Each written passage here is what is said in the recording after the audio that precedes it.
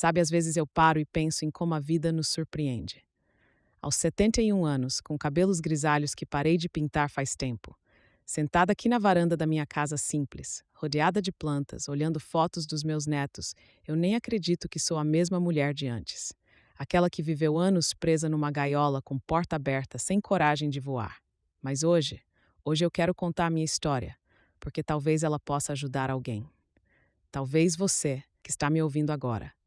Me chamo Marisa Rosa e vou te contar como encontrei a libertação em Cristo depois de perder-me num casamento que virou uma prisão disfarçada de lar. Tudo começou lá atrás, quando eu tinha 45 anos. Eu era enfermeira, sabe? Amava meu trabalho no hospital. Tinha aquela sensação boa de estar fazendo algo que importava. Cuidar dos outros sempre foi o que me movia. Eduardo, meu marido na época, costumava dizer que eu tinha mãos de anjo. Guardo essa frase dele com carinho porque foi dita nos tempos em que nosso amor ainda parecia ser o que prometia. Nós tínhamos 3 filhos maravilhosos. Pedro, o mais velho, já morava fora do Brasil, seguindo carreira em tecnologia. Clara, minha filha do meio, tinha acabado de se casar e também se mudou para o exterior. E Mateus, o caçula, vivia em outra cidade. Sempre fui uma mãe coruja, daquelas que guarda cada foto, cada bilhetinho. Eles eram meu maior orgulho. Ainda são, na verdade. Quando Eduardo teve o primeiro derrame, foi como se o chão sumisse sob meus pés. Foi pequeno, mas o suficiente para mudar tudo. Ele tinha 49 anos, jovem demais para isso, pensei. Os médicos disseram que precisava de cuidados especiais, de uma rotina mais tranquila. Na época, pareceu a coisa certa a fazer, pedir afastamento do hospital. Temporário, eu disse a mim mesma. Marisa, só você pode cuidar de mim direito. Os enfermeiros não têm o mesmo carinho e o mesmo cuidado que você. Era o que ele dizia, com aqueles olhos de cachorrinho pidão, segurando minha mão enquanto eu ajustava seu travesseiro.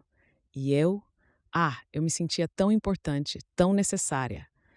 Era como se de repente todo o meu treinamento profissional tivesse sido só um preparo para cuidar do homem da minha vida em seu momento de fragilidade. Você é meu anjo da guarda, ele sussurrava, e eu me derretia toda. Naquela época, eu ainda não entendia que estava sendo lentamente afastada de tudo o que me dava identidade própria. O afastamento temporário virou permanente. A aposentadoria antecipada veio como consequência natural. Eu tinha nossa casa, a igreja, meu jardim e Eduardo. Era o suficiente, eu repetia para mim mesma, ignorando aquela sensação de vazio que às vezes aparecia quando eu olhava meu antigo uniforme de enfermeira guardado no fundo do armário. Nossa rotina foi se ajustando. Eduardo melhorou bastante com o tempo, mas nunca voltou a trabalhar no mesmo ritmo. Os médicos disseram para evitar estresse. Era o que ele repetia sempre que eu sugeria que ele retomasse alguma atividade. No começo, eu acreditava em tudo. Mais tarde, entendi que era o início de um controle que foi se tornando cada vez mais sufocante. Nossa vida na igreja era o centro de tudo. Frequentávamos a mesma comunidade há anos. Todo mundo nos conhecia, nos admirava como casal. Exemplo de dedicação, ouvi tantas vezes. Eduardo sempre foi carismático, daqueles que sabem falar em público, que conquistam as pessoas rapidamente. No início eu me sentia orgulhosa por estar ao lado dele. Depois percebi que aquela admiração tinha um preço alto demais. Eu lembro exatamente do dia em que as coisas começaram a mudar, ou talvez do dia em que finalmente percebi a mudança que já vinha acontecendo há tanto tempo. Foi num domingo, depois do culto. Estávamos voltando para casa e eu comentei, empolgada, sobre o novo grupo de estudos bíblicos que estava se formando entre as mulheres. Estou pensando em participar, falei, ajeitando o cinto de segurança. A irmã Cida disse que vai ser às quartas de manhã quando você tem fisioterapia. Aí não atrapalha em nada. Eduardo continuou dirigindo em silêncio por alguns segundos. Então, sem olhar para mim, disse com aquela voz calma que com o tempo aprendi a temer. Marisa, você não acha que já está cheia de coisa para fazer em casa? E se eu precisar de você nesse horário? Mas amor, é só uma vez por semana e no horário da sua fisio. O médico falou que posso ter outro derrame a qualquer momento. Ele me cortou. Se acontecer algo comigo quando você estiver nesse grupinho, já pensou nisso? Senti um aperto no peito. Aquele medo terrível de que algo pudesse acontecer com ele quando eu não estivesse por perto. Eduardo sabia exatamente como tocar nessa ferida. Você tem razão, murmurei, engolindo a vontade de argumentar. Foi só uma ideia boba. Ele sorriu e pegou na minha mão. Meu amor, você já faz tanto por mim, pela nossa família. Deus vê seu sacrifício. A mulher virtuosa, quem a achará? O seu valor muito excede ao de rubis. Provérbios 31, versículo 10. Naquela noite, deitada na cama enquanto Eduardo roncava ao meu lado, percebi que tinha um nó na garganta que não conseguia engolir. Por que me sentia tão triste por causa de um simples grupo de estudos? Era só uma atividade da igreja, nada demais. Mas aquele nó dizia que havia algo muito mais profundo acontecendo. Nos meses seguintes, outros pequenos episódios foram se acumulando. Eduardo sutilmente criticava minhas roupas. Esse vestido não tá meio decotado para uma senhora da sua idade? Minha aparência? Marisa, você tá com cara de tia-avó de novela? Precisa se cuidar mais? Até mesmo o tempo que eu passava no telefone com nossos filhos. Você fica horas falando com o Pedro. O que tanto vocês conversam? Ele perguntava, enquanto eu preparava o jantar. Ele tá te enchendo a cabeça contra mim, não tá? Claro que não, Eduardo. Ele é nosso filho. Pois outro dia ele me ligou falando que eu devia te deixar respirar mais. O que você anda dizendo para ele, Marisa? Eu parava de picar os legumes, sentindo as mãos tremerem. Nada, eu juro. Só falamos da vida dele, do trabalho, coisas normais. Sei. Eduardo cruzava os braços, me encarando com aquela expressão de desconfiança que se tornou tão familiar. Se eu souber que você anda falando mal de mim para os nossos filhos, a ameaça pairava no ar, nunca completada, mas sempre presente. Com o tempo, comecei a filtrar o que contava para meus filhos. Depois, reduzi as ligações. Era mais fácil assim, mais tranquilo. Eduardo parecia mais calmo quando eu me distanciava deles, e eu faria qualquer coisa para manter a paz em casa. Nossa vida financeira também foi mudando aos poucos. Eduardo sempre havia administrado o dinheiro da casa, mas após o derrame, ele se tornou obsessivo com isso. Transferiu todas as contas para o nome dele, incluindo a poupança que vínhamos construindo juntos por anos. É pro seu bem, meu amor, ele explicava com um sorriso que não chegava aos olhos. Desde aquele derrame, não confio mais na minha própria cabeça. Se algo acontecer comigo, você vai ficar protegida. Eu acreditava, claro. Por que duvidaria? Era meu marido de tantos anos, meu companheiro. O homem que jurou me amar e proteger diante de Deus. O trabalho voluntário na igreja se tornou meu único respiro. Nas manhãs de terça e quinta, eu ajudava na distribuição de cestas básicas para famílias carentes. Era quando me sentia útil novamente, quando lembrava da enfermeira que fui um dia. Curiosamente, Eduardo não se opunha a essas atividades. Pelo contrário, fazia questão de me levar e buscar. Minha esposa tem um coração de ouro. Ele dizia para os outros voluntários, com o braço em volta do meu ombro, apertando um pouco forte demais. Sou um homem abençoado. Foi numa dessas manhãs de voluntariado que reencontrei Marta, uma antiga colega do hospital. Não nos víamos há anos. Ela estava lá acompanhando a mãe idosa que recebia assistência da igreja.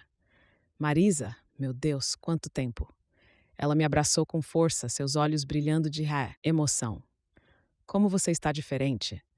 Não soube dizer se aquilo era um elogio, então apenas sorri, ajeitando o lenço no pescoço para esconder as marcas da idade que tanto me incomodavam. Os anos passam para todo mundo, né? Marta me olhou de um jeito estranho, como se estivesse tentando enxergar através de mim. Não foi isso que eu quis dizer. Você parece apagada. A Marisa que eu conhecia tinha um fogo nos olhos. Senti meu rosto esquentar. Ninguém nunca tinha sido tão direta comigo em anos. As pessoas na igreja sempre elogiavam minha dedicação, minha paciência, minha fé. Ninguém questionava se eu estava feliz. A vida muda, Marta. As pessoas mudam, respondi, desviando o olhar para as cestas básicas que ainda precisavam ser organizadas. Meu marido teve um derrame, as crianças cresceram, a gente se adapta. Ela segurou minha mão antes que eu me afastasse. Adaptar é uma coisa, Marisa. Desaparecer é outra. Aquelas palavras me perseguiram por dias. Desaparecer? Eu não havia desaparecido. Estava ali, cuidando de tudo, de todos, sendo a esposa que Eduardo precisava, a mãe que meus filhos, mesmo distantes, mereciam, a serva de Deus que minha fé exigia que eu fosse. Mas à noite, sozinha no banheiro, olhando para o espelho depois do banho, eu me perguntava, cadê a Marisa? Aquela que sonhava, que ria alto, que tinha planos além das paredes daquela casa? Onde ela havia se perdido? A resposta começou a se desenhar 6 meses depois desse encontro com Marta. O pastor nos pediu para receber em casa um grupo de jovens da igreja para um estudo bíblico. Eduardo adorou a ideia. Ele sempre gostou de ser o centro das atenções, de falar para plateias. E eu gostava de cozinhar para os outros, de ver a casa cheia. Foi durante um desses encontros que notei o jeito como Eduardo olhava para Bruna, uma jovem de 23 anos que havia se juntado recentemente à congregação. Ela era bonita, cheia de vida, com aquele tipo de sorriso que ilumina o ambiente. Eu a admirava, para ser sincera. Me lembrava um pouco de quem eu fui um dia. Vocês precisavam ver a Bruna no retiro de jovens, Eduardo comentou durante o jantar. A maneira como ela conduziu o momento de oração foi inspirador, tão genuíno. Eu servi mais suco para todos, notando como os olhos dele brilhavam. Na hora, pensei que era só o orgulho de ver os frutos do seu trabalho com os jovens. Só isso. O que mais poderia ser? As semanas passaram e os encontros em nossa casa se tornaram regulares. Eduardo e Bruna desenvolveram uma parceria espiritual, como ele chamava. Trabalhavam juntos nos projetos da igreja, nas visitas aos enfermos, nos estudos bíblicos para os novos convertidos. Ela tem um chamado especial, Marisa, ele me disse uma noite. Preciso investir nela como mentor espiritual. Acreditei. Por que não acreditaria? A Bíblia estava cheia de exemplos de mentores e discípulos. Paulo e Timóteo, Noemi e Ruth. Era parte do nosso papel como cristãos mais experientes. As reuniões começaram a acontecer sem a minha presença também. São assuntos específicos da liderança de jovens, amor. Você ia ficar entediada, Eduardo explicava. Aproveita para descansar um pouco. Em alguns dias ele voltava animado, cheio de ideias novas para a igreja. Em outros, chegava calado, pensativo. Quando eu perguntava se estava tudo bem, a resposta era sempre a mesma. Só cansaço, Marisa. Você se preocupa demais. Foi numa tarde de sexta-feira que tudo mudou. Eduardo tinha uma agenda cheia naquele dia. Consulta médica pela manhã, almoço com o pastor e à tarde uma reunião de planejamento na igreja. Eu aproveitei para fazer uma faxina mais profunda no escritório dele. Aquele tipo de arrumação que os homens nunca percebem, mas que faz toda a diferença. Enquanto organizava as gavetas da escrivaninha, encontrei um envelope meio amassado, escondido entre faturas antigas. Não tinha o hábito de mexer nas coisas pessoais de Eduardo, mas algo naquele envelope me chamou a atenção. Estava rasgado em uma das pontas, como se tivesse sido aberto com pressa e havia pétalas secas de rosa presas na cola. Meu coração já batia mais forte quando abri o envelope. Dentro uma foto. Eduardo e Bruna abraçados, sorrindo em frente à nossa igreja. A mesma igreja onde nos casamos, onde batizamos nossos filhos, onde eu havia encontrado consolo tantas vezes. O braço dele estava na cintura dela de um jeito que maridos não abraçam suas discípulas espirituais. Virei a foto, as mãos tremendo. Havia uma mensagem escrita com uma caligrafia delicada. Finalmente, alguém que me faz viver de novo. O mundo parou por alguns segundos, ou talvez tenham sido minutos, não sei. Lembro apenas de ter sentado na cadeira do escritório, a foto ainda na mão, uma dor física no peito como se estivesse tendo um infarto. Não era apenas uma traição. Era uma traição conduzida sob o manto da fé que nos unia. Era a manipulação de tudo o que eu considerava sagrado. As peças do quebra-cabeça começaram a se encaixar. As reuniões tardias, os sorrisos cúmplices durante os cultos, as mensagens no celular que ele escondia de mim. Durante 2 anos, ele havia vivido uma vida dupla, usando as horas em que eu estava na igreja, servindo a Deus com devoção, para construir uma relação com uma mulher jovem o suficiente para ser nossa filha. Não sei quanto tempo fiquei ali, paralisada. Quando finalmente levantei, guardei a foto exatamente onde a havia encontrado e terminei de limpar o escritório, movendo-me como um robô. A Marisa de 20 anos atrás teria confrontado Eduardo assim que ele chegasse. Teria gritado, chorado, exigido explicações. Mas aquela Marisa já não existia. Em seu lugar, havia uma mulher que aprendeu a engolir a dor, a se dobrar para evitar conflitos. Naquela noite, não consegui dormir. Fiquei olhando para o teto, sentindo o peso do corpo de Eduardo do outro lado da cama, a poucos centímetros e ao mesmo tempo a universos de distância de mim. Como chegamos àquele ponto? Quando foi que nosso casamento se tornou essa farsa? Na manhã seguinte, preparei o café como sempre. Servi Eduardo, assistimos ao noticiário em silêncio, e quando ele estava saindo para mais uma reunião na igreja, perguntei: Eduardo, você ainda me ama? Ele parou na porta, a mão na maçaneta. Por um instante. Um breve instante. Vi pânico em seus olhos. Depois, aquele sorriso ensaiado tão familiar. Que pergunta é essa, Marisa? Claro que amo. Você é a mãe dos meus filhos, minha companheira de vida. Notei que ele não olhou nos meus olhos ao dizer isso. É que às vezes sinto que estamos distantes, continuei, a voz mais firme do que esperava. Como se não fôssemos mais um casal, entende? Eduardo voltou alguns passos, colocou a pasta sobre a mesa e se aproximou. Segurou meu rosto entre as mãos, daquele jeito que costumava me fazer sentir segura, mas que agora só parecia teatral. Marisa, nós estamos juntos há mais de 30 anos. É normal haver fases. Mas nosso amor é abençoado por Deus, lembra? O que Deus uniu, o homem não separa. Ele beijou minha testa e saiu, fechando a porta com cuidado, como se eu fosse algo frágil que poderia quebrar com um sopro mais forte. Naquela tarde, decidi que precisava de um conselho. Não podia continuar vivendo naquela mentira, mas também temia o que aconteceria se confrontasse Eduardo diretamente. Marquei uma conversa com o pastor Teodoro, um homem que sempre admirei pela sabedoria e compaixão. No escritório simples da igreja, contei tudo. Mostrei uma foto da foto original que havia encontrado. Sim, eu a fotografei com meu celular antigo, num raro momento de astúcia. O pastor Teodoro ouviu em silêncio, os olhos fechados às vezes, como se estivesse orando internamente. Quando terminei, esperava consolo, orientação, talvez até indignação em meu favor.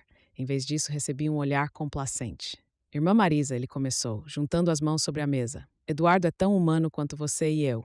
Todos pecamos e ficamos aquém da glória de Deus. Assenti, um nó se formando na garganta. Talvez este seja um momento para você exercitar ainda mais sua fé, para orar mais intensamente pelo seu casamento. Mas, pastor, interrompi, a voz falha. Ele está vivendo uma mentira há anos. Está usando nossa fé para encobrir Nem conseguia dizer a palavra. Um pecado, sim, ele completou. E a Bíblia nos ensina sobre o perdão, não é mesmo? Suportai-vos uns aos outros e perdoai-vos mutuamente. Saí daquela conversa me sentindo ainda mais sozinha. Como se até Deus estivesse do lado de Eduardo naquela história. Como se minha dor fosse apenas um teste de fé, um sacrifício necessário no altar do casamento. Nos dias seguintes, vaguei pela casa como um fantasma. Eduardo percebeu a mudança, claro. Era observador demais para não notar. Você está estranha, Marisa, comentou durante o jantar. Aconteceu alguma coisa? Olhei para ele, para o homem com quem dividi metade da minha vida, pai dos meus filhos, e me perguntei se algum dia eu havia conhecido de verdade. Estou com dor de cabeça, só isso. Você inventa histórias por causa do seu estresse, ele respondeu, apontando o garfo para mim. Lembra quando achou que estava com câncer e era só uma inflamação boba? Baixei os olhos para o prato. Você tem razão. Sempre tenho, não é? Ele sorriu, aquele sorriso que um dia me conquistou e que agora só me causava um arrepio gelado na espinha. Uma semana depois, Eduardo me surpreendeu. Chegou em casa com flores, rosas vermelhas, minhas favoritas, e uma garrafa de vinho.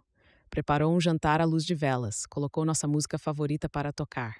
O que estamos celebrando? Perguntei, confusa. Nós, Marisa, estamos celebrando nós. Sentei à mesa arrumada com tanto cuidado, sentindo-me deslocada, como uma atriz num palco errado. Eduardo falou sobre nossos anos juntos, sobre como eu havia sido uma esposa maravilhosa, como éramos abençoados por Deus. A vida de casado tem altos e baixos, não é mesmo? Ele disse, servindo mais vinho. Mas o importante é continuarmos juntos, superando as dificuldades. Assenti, bebendo um gole longo, sentindo o álcool esquentar minha garganta. Estava ele pedindo perdão, de alguma forma? Reconhecendo o erro sem precisar confessá-lo, naquela noite dormimos juntos pela primeira vez em meses. Foi mecânico, sem paixão, mas eu me agarrei à ideia de que talvez, apenas talvez, pudéssemos reconstruir algo. Eduardo estava se esforçando, não estava? Isso tinha que significar alguma coisa. 3 dias depois, descobri que ele havia viajado para o litoral. Retiro espiritual com os jovens, foi a explicação que deixou num bilhete na geladeira. Liguei para a igreja, fingindo querer enviar algo para o grupo.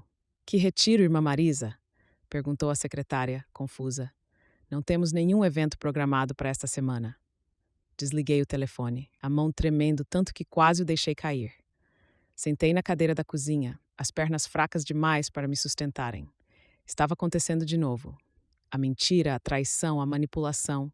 Foi nesse momento que tomei a primeira decisão verdadeiramente minha em anos. Eu ia embora. Não podia mais viver naquela farsa.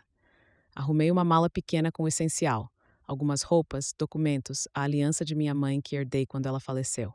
Peguei o pouco dinheiro que guardava escondido numa lata de biscoitos. Eduardo controlava todas as finanças, mas eu havia aprendido a guardar algumas notas do troco das compras ao longo dos anos. Estava na porta, a mão na maçaneta, quando o medo me paralisou. Para onde eu iria? Quem me acolheria? Meus filhos estavam longe e eu mal mantinha contato com eles nos últimos anos. Não tinha amigas íntimas. Eduardo havia se certificado disso. O pouco dinheiro que tinha não duraria uma semana. Nenhuma outra igreja vai me aceitar. O pensamento veio como um soco no estômago. Minha comunidade de fé era tudo o que eu tinha além daquela casa. Era onde eu encontrava consolo, propósito. Se eu saísse, perderia até isso? As palavras do pastor ecoaram em minha mente, talvez seja a hora de você orar mais. Era isso que Deus queria? Que eu suportasse tudo em silêncio, como uma mártir moderna? Larguei a mala no chão, sentei-me no sofá e chorei. Chorei como não chorava há anos, soluços profundos que vinham do fundo da alma. Chorei pela jovem enfermeira cheia de sonhos que um dia fui, pela mãe que se afastou dos filhos para manter a paz, pela mulher que permitiu que sua identidade fosse lentamente apagada em nome do amor e da fé. Quando Eduardo voltou, 3 dias depois, bronzeado e com um presente para mim, uma lembrancinha da praia, fingi que nada tinha acontecido. Agradeci pelo colar de conchinhas, preparei seu jantar favorito, ouvi suas histórias inventadas sobre o retiro que nunca existiu. À noite, deitada ao lado do homem que havia se tornado um estranho, rezei. Não as orações mecânicas que havia repetido por anos, mas um grito silencioso de socorro. Deus, se você é real, se você me ouve, por favor, me ajude a encontrar um caminho. A resposta veio de uma forma que eu jamais esperaria. Na semana seguinte, estava replantando algumas samambaias no quintal quando ouvi a campainha. Ao abrir a porta, vi Marta, minha antiga colega do hospital. Marisa, estava passando por perto e pensei em te visitar. Espero não estar incomodando. Olhei para trás para ver se havia alguém observando. Eduardo estava no trabalho, mas o hábito de verificar se estava sendo vigiada já estava entranhado em mim. Claro que não incomoda. Entra, por favor. Preparei um café. Conversamos sobre coisas triviais, o tempo, as plantas, as novidades do bairro. Marta falou sobre seu trabalho no hospital, sobre como as coisas haviam mudado desde que me aposentei. Ouvi com uma mistura de nostalgia e tristeza. E você, Marisa? Como estão as coisas? A pergunta simples abriu uma comporta dentro de mim. Comecei a chorar, ali mesmo, na mesa da cozinha, o café esfriando nas xícaras. Marta não disse nada, apenas segurou minha mão enquanto as palavras finalmente encontravam seu caminho para fora. Contei tudo. A descoberta da traição, a conversa com o pastor, a noite romântica seguida da viagem secreta, minha tentativa frustrada de fugir. Falei sobre o vazio que crescia dentro de mim, sobre como me sentia invisível até para Deus. Treinaram minha cabeça que nada de bom espera por mim fora deste casamento. Desabafei entre soluços. Mas minha alma grita, Marta. Grita tão alto que às vezes acho que vou enlouquecer. Marta ouviu tudo em silêncio, lágrimas escorrendo pelo seu rosto também. Quando terminei, ela abriu a bolsa e tirou uma Bíblia pequena, de capa gasta. Abriu numa página marcada e colocou na minha frente. Provérbios 3:26, ela disse. O Senhor será sua confiança e guardará os seus pés de serem presos. Olhei para as palavras, sentindo-as reverberar dentro de mim de uma forma nova. Não como as citações que Eduardo usava para me manter submissa, mas como uma promessa de libertação. Marisa, você acha que Deus quer que você viva assim? Sendo diminuída, traída, manipulada? O Deus que eu conheço é um Deus de amor e justiça. Mas o pastor disse, pastores são humanos, ela me interrompeu com firmeza. Alguns são maravilhosos, outros nem tanto. Mas a palavra de Deus está acima de interpretações convenientes. Naquela tarde, Marta não apenas me ouviu, ela me viu. Pela primeira vez em anos, senti que alguém enxergava além da fachada de esposa cristã perfeita. Alguém reconhecia a Marisa que ainda existia sob todas aquelas camadas de autonegação. Antes de ir embora, Marta me deu um cartão. É uma psicóloga cristã. Ela atende num centro comunitário, o valor é simbólico. E também tem um grupo de apoio para mulheres, nos encontramos nas quartas à tarde. Eduardo nunca permitiria. Não precisa contar para ele, Marisa. Não agora. Diga que vai ajudar no bazar da igreja, no trabalho com as crianças, qualquer coisa. A ideia de mentir me deixou desconfortável. Não era esse tipo de pessoa. Mas então pensei nos 2 anos de mentiras de Bel Eduardo, nas incontáveis manipulações. Vou pensar nisso, respondi, guardando o cartão no bolso do avental. Na quarta-feira seguinte, disse a Eduardo que havia me oferecido para ajudar na organização da biblioteca da igreja. Ele pareceu desconfiado no início, mas quando mencionei que o pastor Teodoro havia pedido ajuda especificamente a mim, seu olhar suavizou. Afinal, como poderia questionar algo que o pastor havia solicitado? O centro comunitário ficava a alguns quarteirões da igreja. Era um lugar simples, mas acolhedor. Quando entrei na sala onde o grupo se reunia, senti um frio na barriga. Havia 7 mulheres de idades variadas, sentadas em círculo. Marta sorriu ao me ver e fez um sinal para que me juntasse a elas. Esta é minha amiga Marisa, ela me apresentou. É seu primeiro dia aqui. As mulheres sorriram, algumas acenaram. Não havia julgamento nos olhos delas, apenas um tipo de compreensão que só vem de quem já esteve onde você está. Nas semanas seguintes, aquele grupo se tornou meu refúgio. Ali, ouvi histórias de mulheres que passaram por situações semelhantes ou até piores que a minha. Mulheres que também acreditaram que suportar o abuso era parte de sua cruz, que o sofrimento silencioso era o que Deus esperava delas. Ao mesmo tempo, comecei a terapia com Dr. Lúcia, a psicóloga indicada por Marta. Nas primeiras sessões, mal conseguia falar. As palavras ficavam presas na garganta. Anos de silêncio forçado criando uma barreira quase física. Não tenha pressa, Marisa, Dr. Lúcia dizia com sua voz calma. Você tem tempo. Você tem voz. Você tem voz. 3 palavras simples que carregavam um peso imenso. Eu tinha uma voz. Uma voz que havia sido silenciada por tanto tempo que esqueci como usá-la. Com o grupo de apoio e a terapia, comecei a despertar para uma verdade dolorosa. O que vivi com Eduardo não era apenas um casamento em crise. Era uma relação abusiva, psicológica, emocional e espiritualmente abusiva. Mas ele nunca me bateu, argumentei numa das reuniões do grupo. Nem todos os hematomas são visíveis, Marisa, respondeu Dona Cleide, uma senhora de cabelos brancos que sobreviveu a 40 anos de um casamento similar. Alguns ficam na alma e demoram muito mais para curar. Comecei a reconhecer os padrões de manipulação. O gaslighting, você está imaginando coisas. O isolamento, afastamento dos meus filhos e amigas. O controle financeiro. O uso distorcido da religião como ferramenta de dominação. Cada sessão de terapia, cada encontro com o grupo era como receber um pedacinho da Marisa de volta. A enfermeira dedicada, a mãe amorosa, a mulher de fé genuína. Não a caricatura de submissão que Eduardo havia moldado ao longo dos anos. Em casa, continuava interpretando o papel de esposa devota.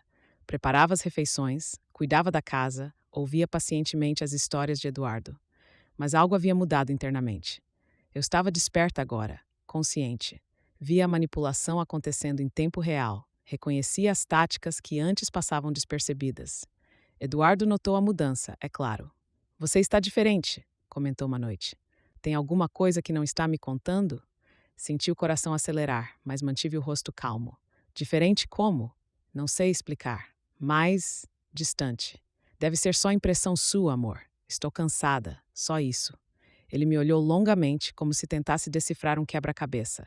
Por um momento, temi que descobrisse sobre o grupo, sobre a terapia. O que faria então? Mas Eduardo apenas deu de ombros e voltou a assistir televisão. Naquela noite, deitada na cama enquanto ele dormia, fiz algo que não fazia há décadas. Planejei meu futuro. Um futuro meu, não como extensão de Eduardo, não como a esposa de, mas como Marisa.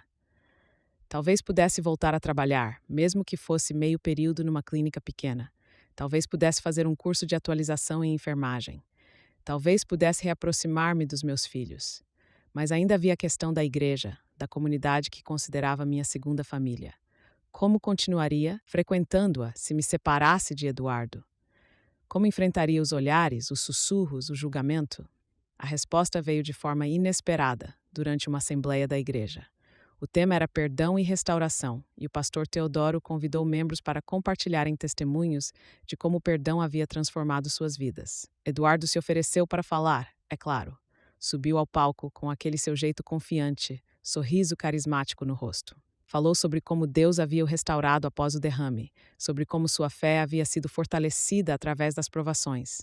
Citou versículos sobre perseverança, sobre o amor que tudo suporta. E minha esposa, Marisa, ele apontou para mim na primeira fileira, tem sido um exemplo vivo de perdão e fidelidade. uma mulher virtuosa, como diz a Bíblia. Senti todos os olhares voltados para mim, alguns admirados, outros invejosos. A esposa perfeita, a mulher de fé inabalável. Uma farsa, uma completa farsa. Quando Eduardo terminou seu discurso, houve um momento de silêncio. O pastor Teodoro olhou ao redor, perguntando se mais alguém gostaria de compartilhar. Não sei de onde veio a coragem, talvez das semanas de terapia, dos encontros com o grupo de apoio, talvez da oração silenciosa que fiz naquela manhã. Senhor, seja minha força hoje. Levantei-me devagar e caminhei até o centro do salão. Eu gostaria de falar, pastor. O rosto de Eduardo registrou surpresa, depois preocupação. Nunca me oferecia para falar em público. Nunca. No púlpito simples, olhei para as faces familiares da congregação. Pessoas com quem compartilhei anos da minha vida, que me viram sorrir nos bons momentos e me consolaram nos difíceis. Respirei fundo e comecei. Perdão é algo maravilhoso. É um dom de Deus, uma chance de recomeçar. Minha voz tremia um pouco, mas continuei. Durante anos, acreditei que perdoar significava aceitar em silêncio o que me machucava, engolir a dor para manter a paz, ignorar a verdade para preservar as aparências. O silêncio era absoluto. Vi Eduardo se mexer desconfortavelmente no assento. Mas perdoar não é o mesmo que permitir que continuem a te machucar. Perdoar é liberar-se, é dizer: isso me feriu, mas não vai me definir. Olhei diretamente para Eduardo, sentindo uma força que não sabia que possuía. Perdoei porque escolhi viver, mas não aceito mais viver uma mentira. Então contei tudo. Não com raiva ou rancor, mas com verdade. Falei sobre a foto encontrada, sobre os 2 anos de traição, sobre como minha fé havia sido usada como arma contra mim mesma. Falei sobre o grupo de apoio, sobre como havia reencontrado Deus de uma forma mais profunda e pessoal.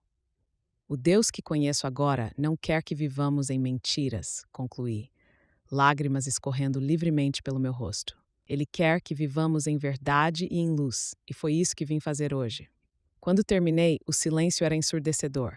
Vi rostos chocados, alguns julgadores, outros, principalmente de mulheres, com um brilho de reconhecimento, como se vissem suas próprias histórias refletidas na minha. Eduardo levantou-se, o rosto vermelho de raiva ou vergonha, não sei dizer. Saiu sem olhar para trás, batendo a porta do templo. O pastor Teodoro parecia não saber o que fazer. Finalmente, pigarreou e disse: "Vamos orar, irmãos. Vamos orar pela nossa irmã Marisa e pelo irmão Eduardo." Após aquele dia, as coisas mudaram rapidamente. Alguns membros da igreja me abraçaram, disseram que admiravam minha coragem. Outros me evitavam como se o divórcio fosse uma doença contagiosa. "Não pode separar assim", ouvi uma senhora dizer. "É contra a Bíblia." "Ele traiu e mentiu por anos", rebateu Marta, que estava ao meu lado.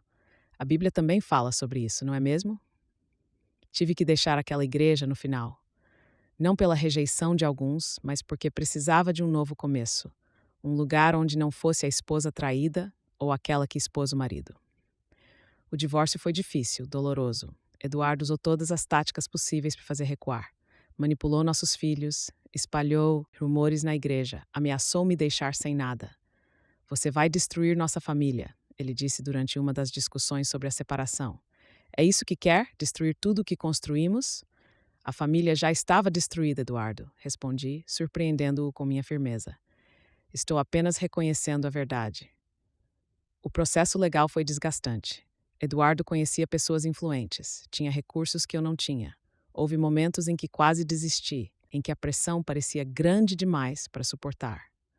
Numa tarde particularmente difícil, depois de um encontro humilhante com advogados, onde Eduardo me fez parecer uma esposa histérica e ingrata, fui ao cemitério. Não para visitar um túmulo específico, mas para encontrar um pouco de paz no silêncio daquele lugar. Sentei-me num banco sob uma árvore antiga, sentindo-me derrotada. Ali, entre lápides e flores murchas, lamentei pela enfermeira apaixonada que um dia fui, pela carreira que abandonei, pelos sonhos que enterrei. Foi então que ouvi vozes jovens. Um grupo de adolescentes havia se reunido numa parte mais afastada do cemitério, perto de um mausoléu. Não para vandalizar ou fazer barulho, mas para orar. Me aproximei discretamente e vi que estavam fazendo uma espécie de culto improvisado. Um rapaz de não mais que 18 anos lia de uma Bíblia pequena e surrada. "Vinde a mim, todos os que estáis cansados e sobrecarregados, e eu vos aliviarei. Tomai sobre vós o meu jugo e aprendei de mim, porque sou manso e humilde de coração, e encontrareis descanso para a vossa alma, porque o meu jugo é suave e o meu fardo é leve. Mateus 11:30. Um versículo que havia lido centenas de vezes, mas que naquele momento pareceu escrito especialmente para mim.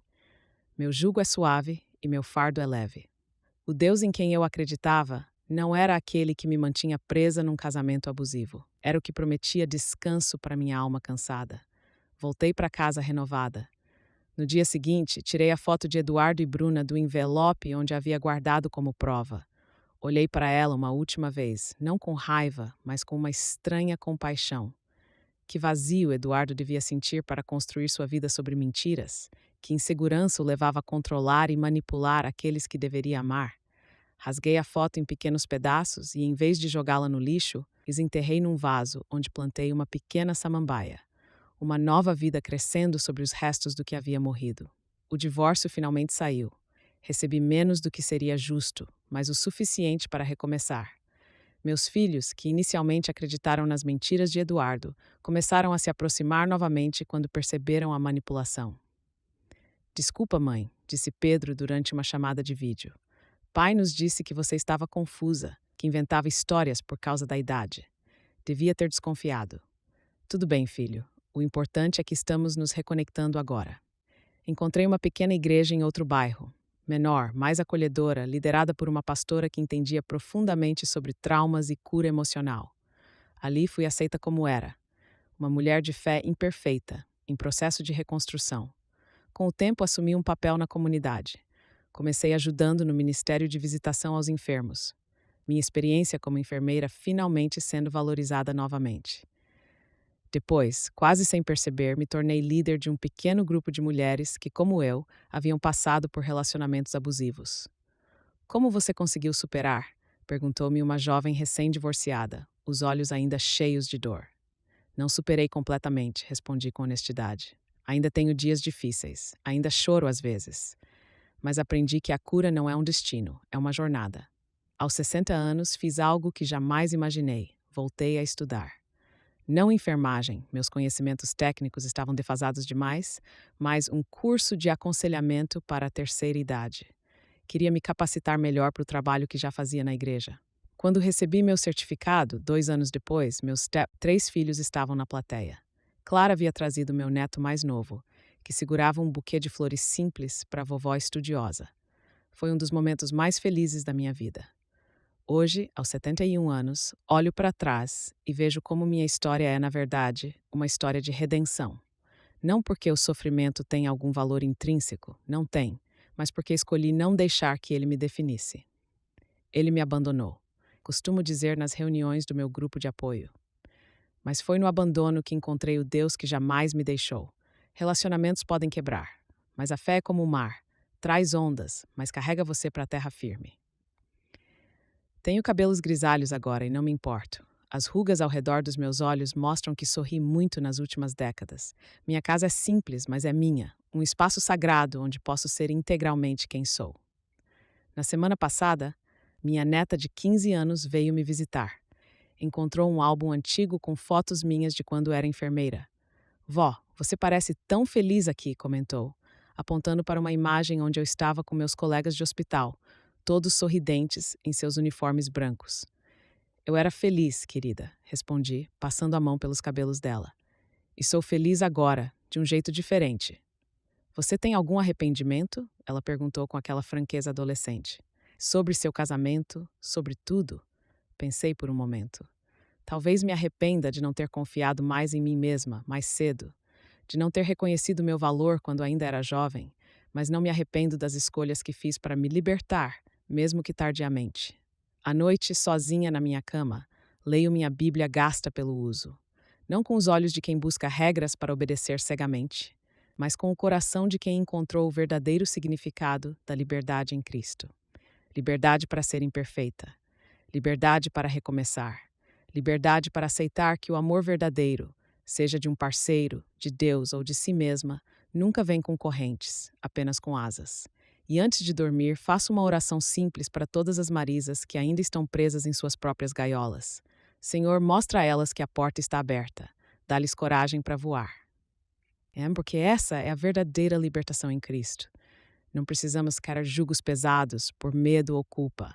O jugo dele é suave, o seu fardo dele é leve, e no final o que realmente importa